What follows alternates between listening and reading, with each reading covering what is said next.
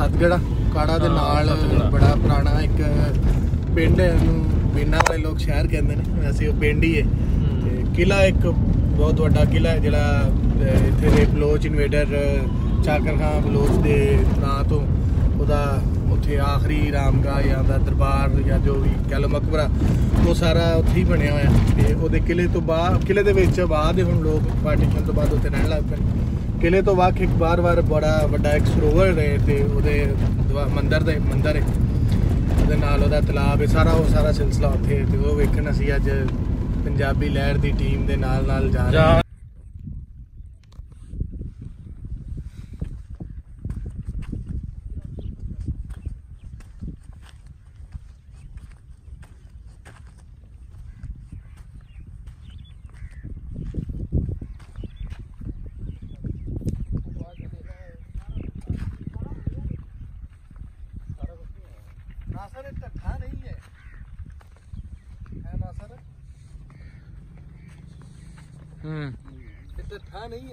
को पता लग सके किधरों पानी सरोवर नु आंदा? पानी इधरों किते ना किधरों आंदा वा। इहदे ते ना मिट्टी इन्नी चढ़ गई हुई है कि ओहदे तो समझ नहीं आ रही, क्योंकि मोस्टली तो जिधरों इंट्रेंस हुंदी है ना उधरों दी पानी पांदे ने, यानी इत्थों दी पानी आंदा होएगा। ओहदी किते ना किते कोई निशानी मिल जाएगी, ਲੱਭਨੇ ਆ ਤੇ ਫਿਰ ਲੱਭ ਜਾਏਗੀ।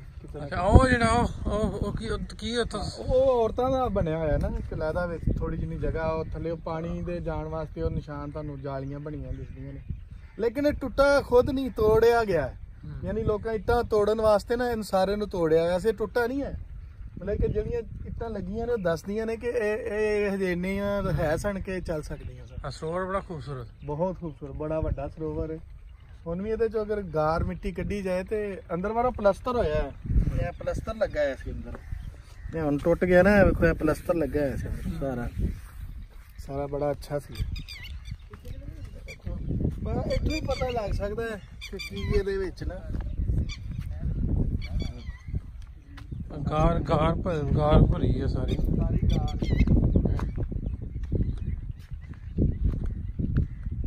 ਲੇਕਿਨ ਇਹ ਮੀਂਹ ਦੇ ਪਾਣੀ ਵਾਲਾ ਨਹੀਂ ਹੈ, ਇਹਦੇ ਵਿੱਚ ਪਾਣੀ ਆਂਦਾ ਹੋਏਗਾ, ਪਾਣੀ ਆਉਂਦਾ ਹੋਏਗਾ, ਰੋਜ਼ ਪਾਣੀ ਆਂਦਾ ਹੈਗਾ, ਭਰਦਾ ਹੋਏਗਾ, ਕਿਤੇ ਨਾ ਕਿਤੇ ਇਹਨੂੰ ਲੱਭੇਗਾ, ਇਹਦਾ ਰਸਤਾ ਲੱਭ ਜਾਏਗਾ। ਜਾਂ ਥਾਂ ਤੋਂ ਪੈਂਦਾ ਹੋਏਗਾ ਢਾਬ ਤੋਂ ਪਾਣੀ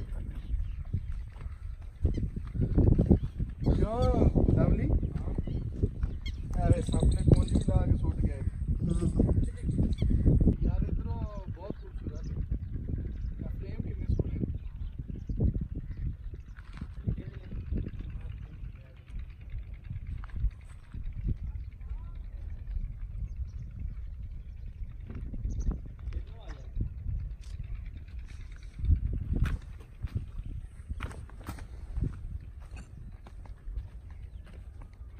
ਇਹ ਵੀ ਇੰਟਰੈਂਸ ਹੈ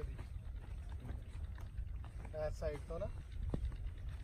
ऐसे ना तकरीबन हर गुरुद्वारे हर मंदिर ਦੇ ਵਿੱਚ ਨਾ ਇੱਕ ਇਹੋ ਜਿਹੀ ਫੋਟੋ ਬਣਾਣੀ ਹੈ, ਠੀਕ ਹੈ, ਕਿ ਇਹ ਵਿੱਚ ਦਰਾਣਾ ਦਰੂਣਾ ਵੀ ਆਣ, ਇੱਧਰ ਆ ਸਾਡੀ ਬਣਾਣੀ, ਇਹ ਦਰਾੜਾ ਵੀ ਆਣ, ਇਹ ਵੀ ਆਵੇ ਤੇ ਉਹ ਵੀ ਆਵੇ, ਇੱਧਰ ਆ ਜਾਇਆ, ਇਹ ਵੀ ਆਵੇ, ਇਹ ਵੀ ਜ਼ਮੀਨ ਵੀ ਤੇ ਉਹ ਥੱਲੇ ਬਹਿ ਕੇ ਬੇਸ਼ੱਕ ਬਣਾ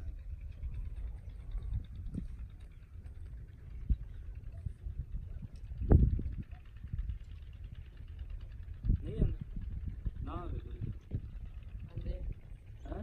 नासर थोड़ा जा आगे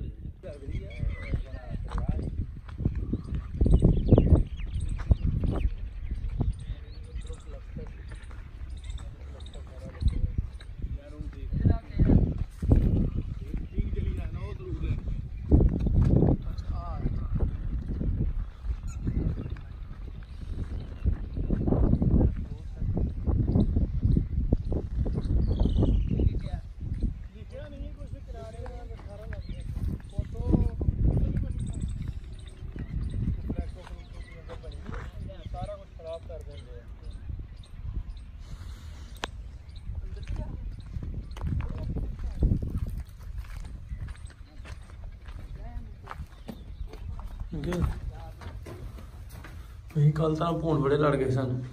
नहीं भून तो नहीं है लगे, ए जगह होगी ना सर,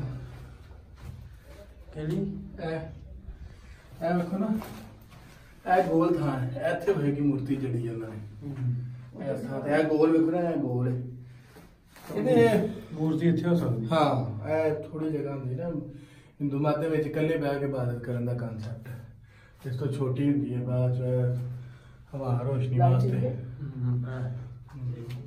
ਲੇਕਿਨ ਹੈਰਾਨਗੀ ਵਾਲੀ ਗੱਲ ਹੈ ਕਿ ਕੋਈ ਪੇਂਟਿੰਗ ਕਿਉਂ ਨਹੀਂ ਹੈ ਅੰਦਰੋਂ ਬਾਹਰ। ਅੱਛਾ ਮੈਨੂੰ ਤਾਂ ਲੱਗਦਾ ਵੀ ਜਿਵੇਂ ਉੱਤੇ ਕੋਈ ਪੇਂਟ ਫੁੱਟ ਹੋ ਗਿਆ ਵਾ। ਨਹੀਂ ਪੇਂਟ ਨਹੀਂ ਹੋਇਆ ਐਵੇਂ ਨਾ ਇਧਰੋਂ ਕਿਉਂ ਲਵਲੀ ਹਾਂ ਕੋਈ ਆਹ ਪੇਂਟਿੰਗ ਹੈ ਨਾ, painting ਉਹ ਖਰਾਬ ਚੀਜ਼ ਕੀਤੀ ਹੈ। ਹੈ। ਉਹ ਕਟਰ ਦੇ ਨਾਲ ਕੱਟਣ ਦੀ ਕੋਸ਼ਿਸ਼ ਕੀਤੀ ਗਈ ਹੋਈ। ਹਾਂ ਪੇਂਟਿੰਗ ਹੈਗੀ ਸੀ, ਖਰਾਬ ਕੀਤੀ ਹੈ। ਛੱਤ ਬੜੀ ਸੋਹਣੀ ਬਣੀ ਸੀ ਦੀ ਮਹਿਸੂਸ ਹੁੰਦਾ। ਹਾਂ ਅਸਲ 'ਚ ਪਤਾ ਕੀ ਇੱਟ ਚੋਰੀ ਦਾ ਸਾਰਾ ਰੌਲਾ ਹੈ। ਇੱਥੋਂ ਇੱਟ ਚੋਰੀ ਦਾ ਰੌਲਾ ਹੈ। ਇੱਟ ਤੋੜ ਕੇ ਖੜਨੀ ਜਿਹੜੀ ਹੈ ਨਾ, ਇਹ ਵੇਖ ਨਾ, ਇਹ ਜਿਹੜੀ ਪੁਰਾਣੀ ਸੀਮੈਂਟ ਜੀ ਹੈਗੀ ਹੈ ਨਾ, ਉਹਦੇ ਨਾਲੋਂ ਵੀ ਪੱਕੀ ਹੈ। ਤੁਸੀਂ ਹਾਂ। ਮਾੜੀ ਜਿਹੀ ਵੀ ਨਹੀਂ ਤੋੜ ਸਕਦੇ। ਹਾਂ ਇਹ ਚੂਨੇ ਦਾ ਸਾਰਾ ਨਾ ਦਾਲ ਤੇ ਚੂਨਾ ਉਹਦਾ ਬਣਿਆ।